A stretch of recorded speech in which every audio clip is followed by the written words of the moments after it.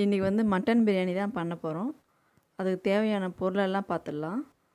வெங்காயம், தக்காளி, பச்சை மிளகா, 1/2 கிலோ மட்டன் வாங்கி வச்சுருக்கேன், 1/2 கிலோ அரிசி, பாஸ்மதி அரிசி, அதுக்கப்புறம் வெறும் மிளகாத்தூள், கொத்தமல்லி, தயிர், இஞ்சி பூண்டு பேஸ்ட்டு, புதினா, வெங்காயம், தக்காளி, பச்சை மிளகா, இலை, அப்புறம் கடல் பாசி, பட்டை தாளிக்கிறதுக்கு இது எல்லாம் ரெடி பண்ணி வச்சுருக்கோம். இப்போ நம்ம பிரியாணி செய்யலாம். ஸ்டவ் பற்ற வச்சுட்டு ஃபஸ்ட்டு ஒரு குக்கர் வச்சுக்க போகிறேன். எண்ணெய் ஊற்றிக்கலாம். எண்ணெய் சூடாக இருந்தும் தாளிக்கு தேவையான வச்சுருக்க பொருளெல்லாம் போட்டுடலாம்.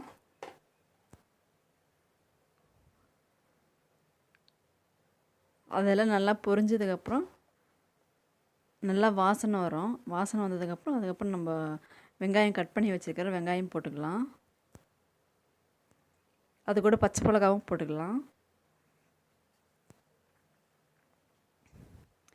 வெங்காயம் பச்சை மிளகாலாம் நல்லா பச்சை வாசனை போகிற வரைக்கும் நல்லா வதக்கலாம். அதுக்கு தேவையான உப்பு போட்டுடலாம். உப்பு போட்டோம்னா கொஞ்சம் சீக்கிரமாக வெங்காயம் வதங்கிடும். அதுக்காக நம்ம உப்பு போடுறோம்.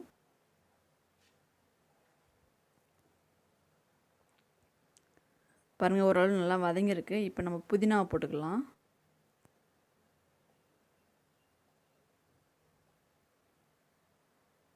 கொத்தமல்லியும் போட்டுக்கலாம். அது கூட புதினா கொத்தமல்லி போட்டு நல்லா வதக்கலாம். கொஞ்சம் பச்சை வாசனை போகிற அளவுக்கு.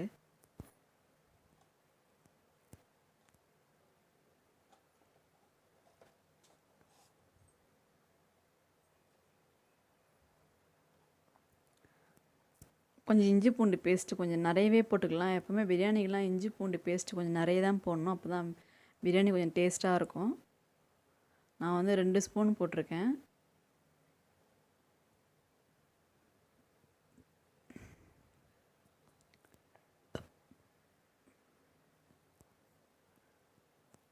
இஞ்சி பூண்டு பேஸ்ட்டு போட்டு நல்லா வதக்கிட்டு அந்த பச்சை வாசனை போகிற வரைக்கும் நல்லா வதக்கிட்டு நம்ம வச்சுருக்கிற தக்காளி போட்டுக்கலாம்.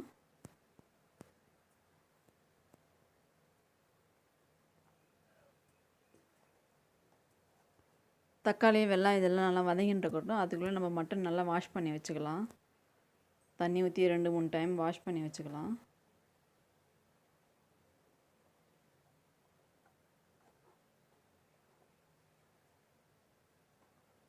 நம்ம வாஷ் பண்ணுறதுக்குள்ளே அங்கே வெங்காயம் தக்காளி எல்லாமே நல்லா வதங்கிடுச்சு. பாருங்கள், வாஷ் பண்ணி வச்சது இப்போ எடுத்து நம்ம குக்கரில் போட்டுக்கலாம்.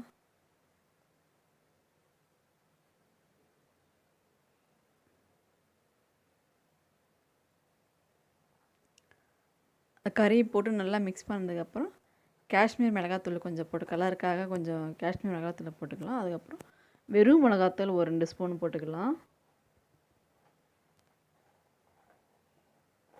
அதுக்கப்புறம் பிரியாணி மசாலா கொஞ்சம் போட்டுக்கலாம். நான் வந்து இது வீட்டில் அரைச்ச பிரியாணி மசாலா தான் இது. அது கொஞ்சம் ஒரு 1.5 ஸ்பூன் போட்டுக்கிறேன்.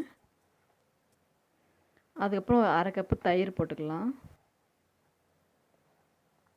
இது எல்லாம் போட்டு நல்லா மிக்ஸ் பண்ணிவிட்டு ஒரு 5 நிமிஷம் அப்படியே நல்லா வேகட்டும்.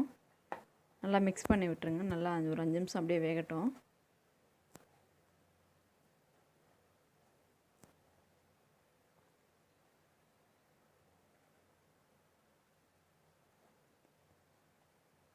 பாருங்கள், ஓரளவு நல்லா வதங்கிடுச்சு.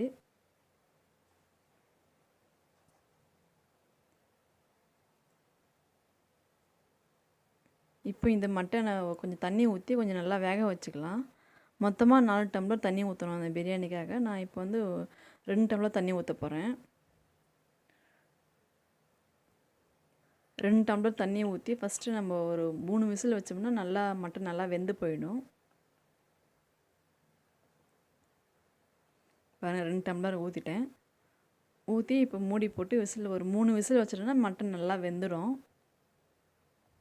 அதுக்கப்புறமா ஃபுல்லாக நம்ம பிரியாணிக்கு எவ்வளோ தண்ணி வேணுமோ அதை கடைசியாக வச்சுக்கலாம். இப்போது 2 டம்ளர் போட்டு நம்ம மட்டன் நல்லா வேக வச்சுக்கலாம்.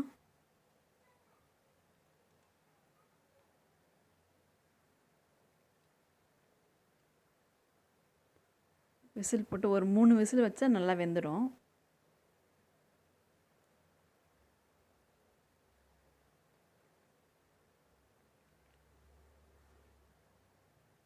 பாருங்கள் விசில் வந்துடுச்சு, 3 விசில் வந்துடுச்சு. ஆஃப் பண்ணிட்டேன்.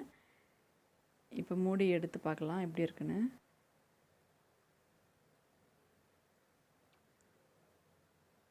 பாருங்கள் இப்போ ஓரளவு ஒரு 80% அளவுக்கு மட்டன் வெந்துட்டுருக்கோம்.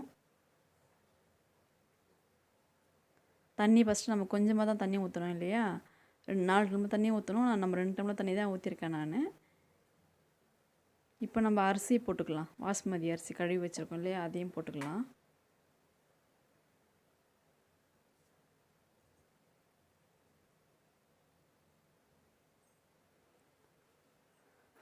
அரிசியை போட்டு மிக்ஸ் பண்ணிவிட்டு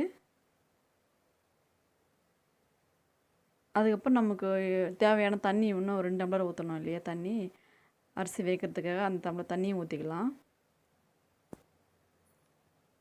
அவ்வளோதான், இந்த சாப்பாட்டுக்கு தேவையான தண்ணி வச்சாச்சு.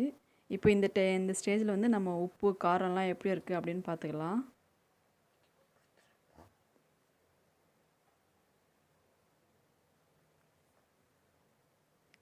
இப்போ நான் குக்கரோட மூடி போட போகிறது கிடையாது. ஒரு தட்டு போட்டு தான் மூடி வைக்க போகிறேன். அப்படியே ஒரு 5 நிமிஷம் ஸ்லோலே வச்சு அப்படியே வைக்கலாம். பாருங்கள் 5 நிமிஷம் ஆயிடுச்சு. ஓரளவு ஒரு 10% வெந்திருக்கும் இந்த சாப்பாடு. பாருங்கள், இந்த மாதிரி கரண்டி போட்டோம்னா நமக்கு சாப்பாடு வந்து உடையாது. அதனால் பிரியாணி பண்ணும்போது இந்த மாதிரி கரண்டி யூஸ் பண்ணோம்னா நல்லாயிருக்கும். பாருங்கள் ஓரளவு வெந்திருக்கு. கொஞ்சமாக ஒரு 10% வெந்திருக்கு. மறுபடியும் நான் தட்டு போட்டு மூடி வைக்க போகிறேன். ஒரு 2-3 மினிட்ஸ் அப்படியே மூடி வைக்கலாம்.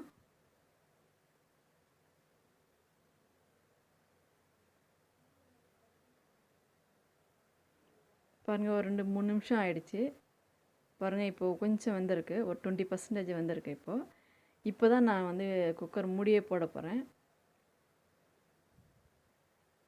நான் எப்போவுமே மட்டன் பிரியாணி இந்த மாதிரி தான் பண்ணுவேன். நான் விசிலே வைக்க மாட்டேன். ஃபஸ்ட்டு நம்ம தாளித்து ஒரு 3 விசில் வேக வச்சுருவேன் மட்டனை.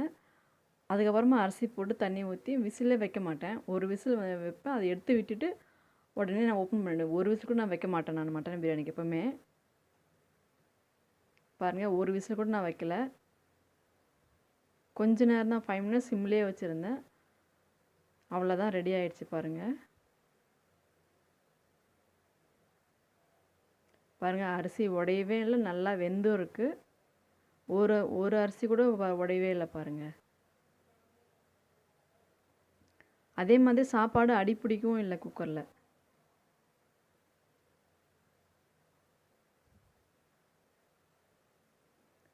ஒரு விசில் கூட வைக்கல. அப்படியே மூடி போட்டு ஒரு 2-3 மினிட்ஸ் வச்சுருந்தேன். அதுக்கப்புறம் அந்த விசில் எடுத்து விட்டுட்டு ஆஃப் பண்ணிட்டேன். அவ்வளோதான்.